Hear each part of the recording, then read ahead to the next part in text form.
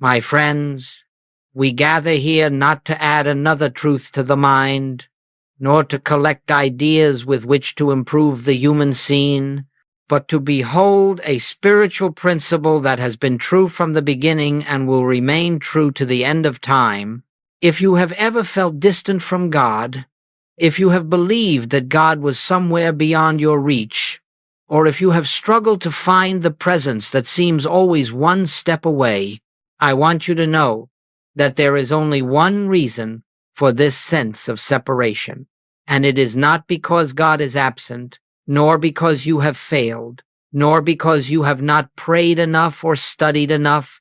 The only barrier, the only veil, is the universal belief in two powers. The belief that there is God on one side and something unlike God on the other.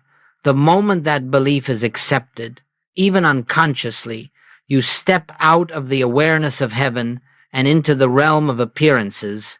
You begin to battle with shadows, to treat the world of effect as though it possessed power, and to search for God as though he were not the very life that animates your being. The infinite way stands on a single foundation. There are not two powers. There is only one presence, one power, one life, spiritual, invisible, indivisible, and everything that has seemed to oppose you, frighten you, or threaten you has had its existence only in the imagination that believes in a power apart from God. Today, as we move deeper into this hour, let us be willing to release every notion that the world, the body, the mind, or any circumstance has authority over us. Let us come with empty hands, empty thoughts, willing hearts, prepared to discover that separation has never existed and that the presence we seek is the very essence of our own being. When this truth dawns, even faintly, the entire structure of fear begins to dissolve. For you cannot fear that which has no power, and you cannot be separated from that which is the substance of your life. And so we begin with this simple but profound recognition: there is only God, and nothing stands beside God to oppose, resist, or diminish the infinite.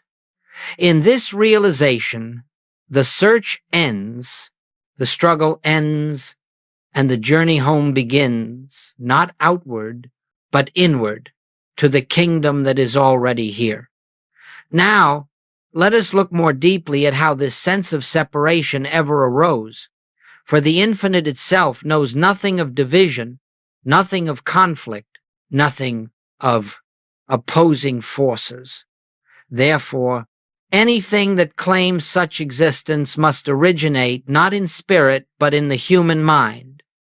From the moment human consciousness began to interpret life through the five senses, a great misunderstanding took root: the belief that what is seen, heard, touched, tasted, or smelled has authority, substance, and power. And because these impressions are many, the mind concluded that power is many. It saw health and disease, success and failure, love and hate, abundance and lack, and it believed that each pair represented two opposing realities. But, my friends, the moment you accept that appearance has power, you have unknowingly declared that something stands beside God. And in that single instant, the world becomes a battlefield rather than a garden.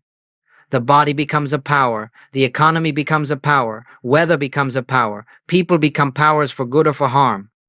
And you begin to live between forces that push and pull you. This is the birth of what we call the illusion, not because appearances do not seem real, but because they have no life of their own. The human mind, unaware of the one invisible presence that forms all being, divides the indivisible, and then fears the shadows it has created. But spirit knows no such division. Spirit knows only its own infinite, harmonious expression.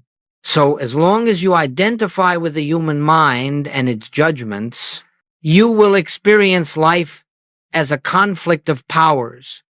But the moment you turn inward, even slightly, you begin to sense that beneath the appearance is a single, undivided life, moving in perfect order.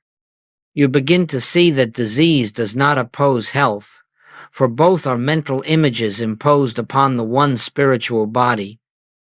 You begin to see that lack does not oppose supply, for both are interpretations of the one spiritual storehouse.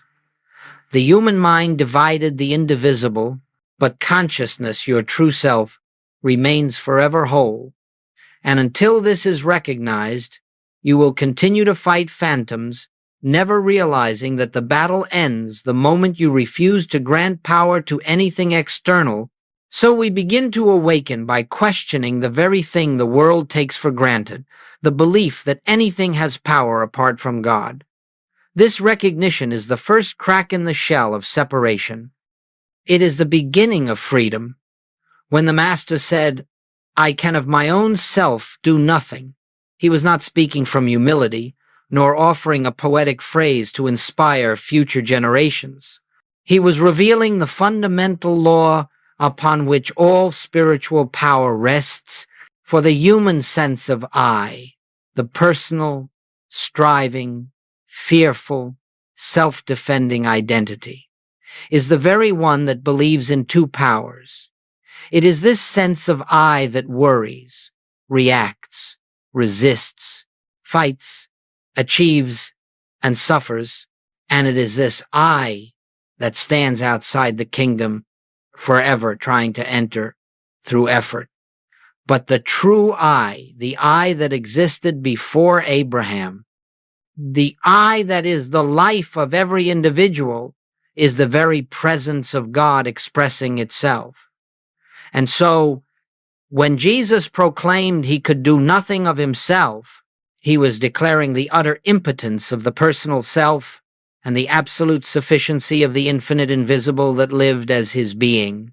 This is the point at which the spiritual path truly begins, when you stop expecting the human mind to accomplish what only spirit can do, when you recognize that your personal thoughts, calculations, fears, and desires cannot heal, cannot prosper, cannot harmonize, cannot save. In that moment, the burden shifts from the shoulders of the finite to the freedom of the infinite. You begin to see that every attempt to fix life through personal will only strengthens the illusion of separation. The more you try to be strong, the more you affirm weakness. The more you try to manipulate conditions, the more reality you give to the conditions themselves. But when you rest in the truth that the personal sense of I has no power, no wisdom, no capacity to act, you make way for the one power to reveal itself. You begin to experience what the Master meant when he said, "The Father within me, he doeth the works." This does not diminish you, it liberates you. It releases you from the impossible task of managing the universe and restores you to your rightful place as a transparency through which the infinite shines. And so, the most powerful realization you can ever come to is this: nothing is expected of you as a human being, for the human is not the doer of spiritual works. Your function is not effort. Your function is recognition. The moment you shift from the personal I to the divine I, you stand at the threshold of true spiritual power, where the works are done through you, not by you. And in that awareness, fear dissolves. For you are no longer a separate being facing a hostile world. You are the presence of God expressing itself as you. And now we come to an illustration so simple that the human mind will overlook it, yet so profound that it can dissolve years of fear in a single moment of recognition. Consider your hand. This hand can comfort or it can strike. It can give or withhold. It can build or destroy. And yet, The hand itself has no power. It is neither good nor bad. It is neither moral nor immoral. It is neither creative nor destructive. All that the hand appears to do is but the expression of the consciousness that animates it.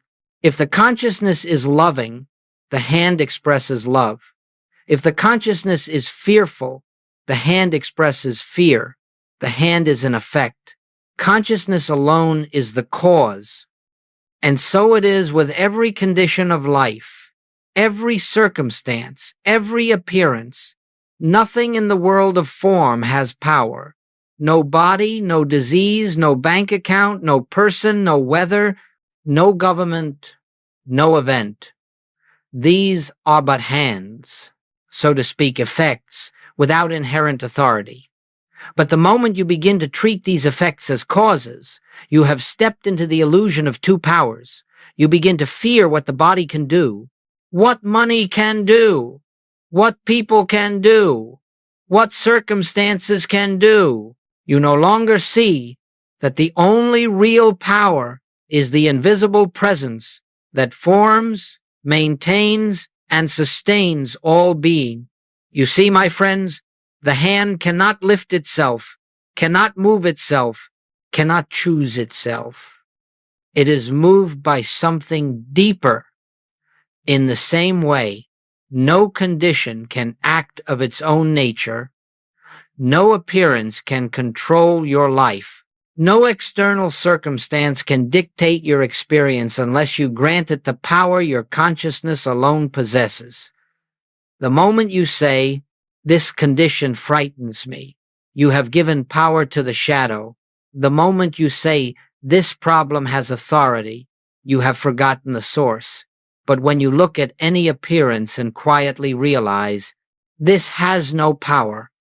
It is neither good nor bad. It is only an effect," you withdraw the belief that sustains the illusion. You return to the awareness of the invisible cause, the eye that moves all creation. And in that recognition, the appearance begins to dissolve, not because you changed the effect, but because you withdrew the false belief that gave it life.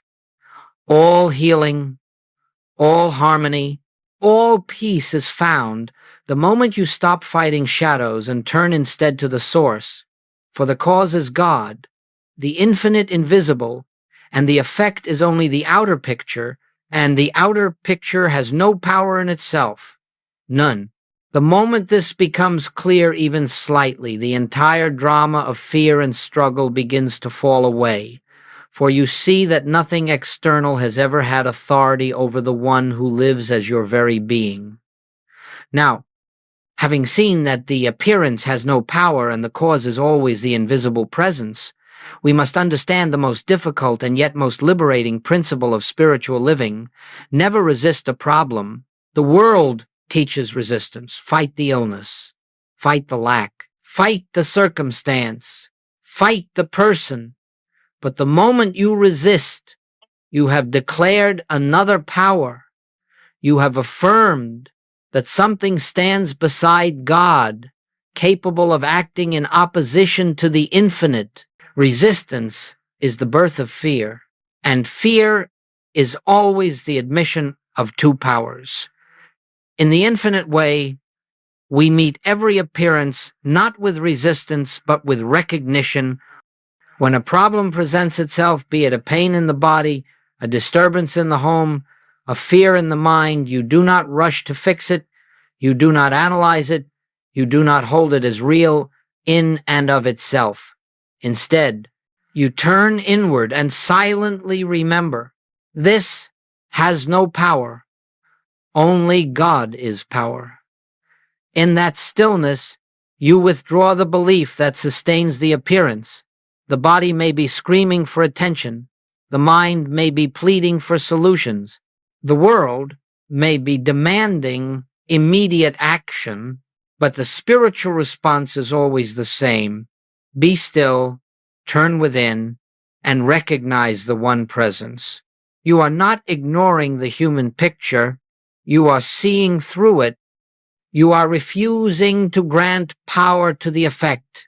You are lifting the entire situation into the light of spiritual awareness. And as you do, something very sacred occurs. The appearance begins to lose its reality, not because you have forced it away, but because you have ceased to feed it with fear. When you stand in non-resistance, you stand where Christ stood, resting in the assurance that the Father within doeth the works. This is why Jesus never argued with a condition, never struggled with it, never fought with it. He simply recognized the perfection of God, where the world saw imperfection, and in that recognition, the appearance dissolved of its own weightlessness. The moment you resist nothing, you discover that nothing external can harm you, influence you, or bind you, because nothing external has power. Instead, you meet every situation with a quiet, inner confidence, the recognition that the infinite invisible, the presence within, is the only activity, the only law, the only life operating anywhere. And as this becomes your practice, you begin to find that problems lose their urgency.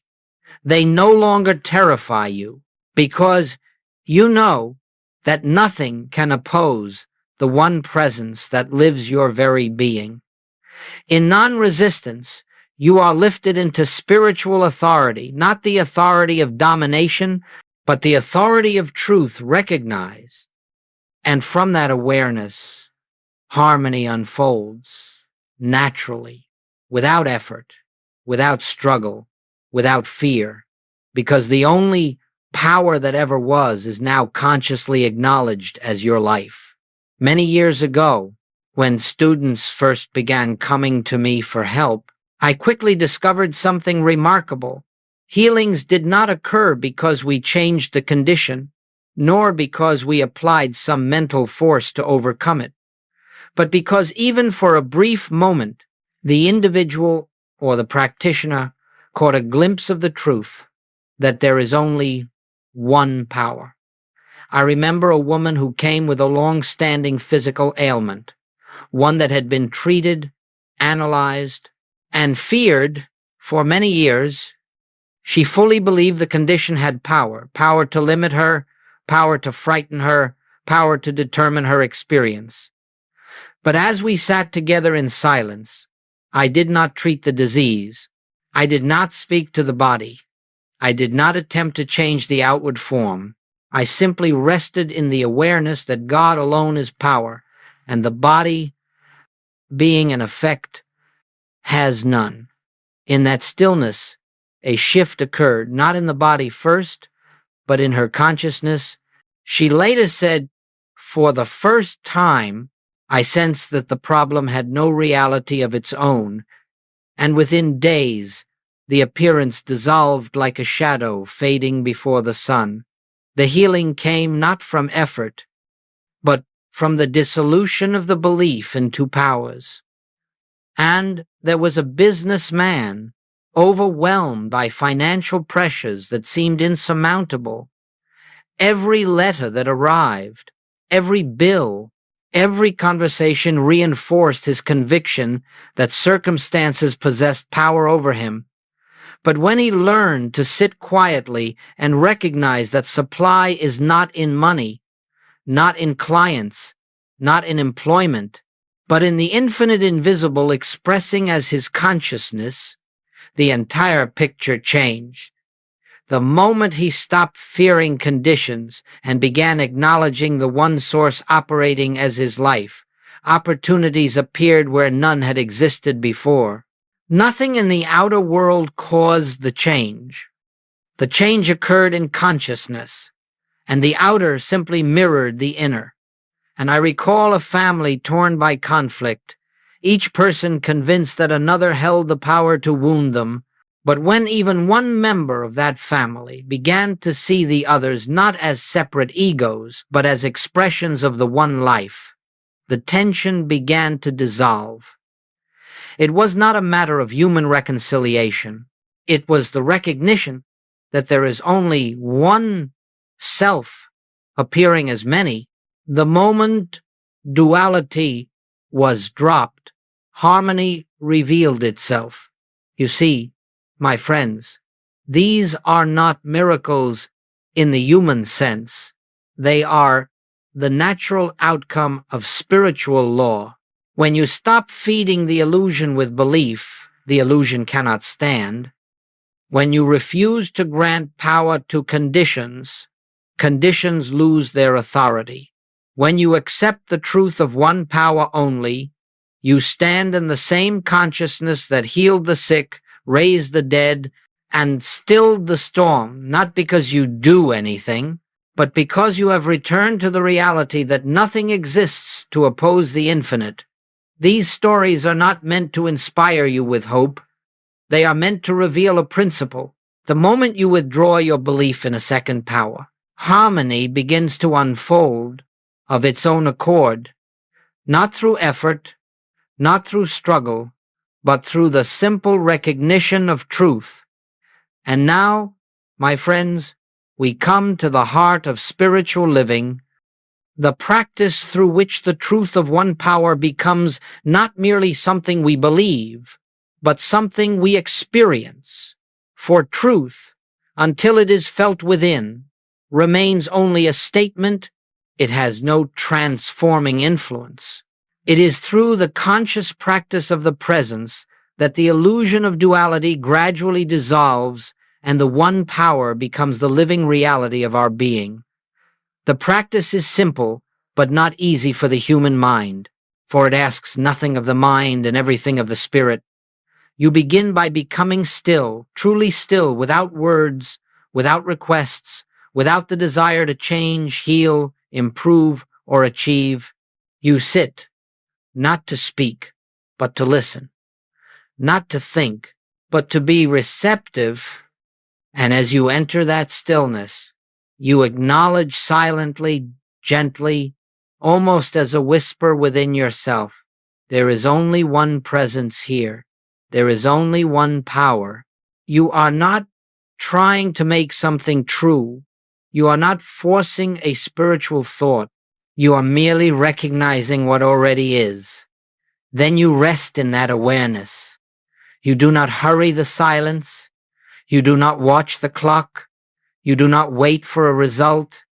You simply let the mind grow quiet. And in that quietness, the presence begins to make itself known, not as a voice necessarily, not as an emotion, but as a deep sense of peace, a soft inner assurance, a recognition that something is here, something greater than thought, greater than effort, greater than the problem that troubled you. And as this spiritual stillness becomes familiar, you begin carrying it with you into daily activities. While walking, you pause inwardly, only one power. While working, you remember, there is no power in the outer world, all power is within. When a disturbance arises, you do not immediately react. You withdraw into the inner sanctuary and allow the one presence to bear witness for itself. This practice is not for moments of crisis alone. It must be lived through the small, ordinary tasks of daily life until the recognition of the one becomes natural, spontaneous, unforced. Slowly the mind's habit of fearing appearances weakens. Slowly the reflex of reacting to conditions fades.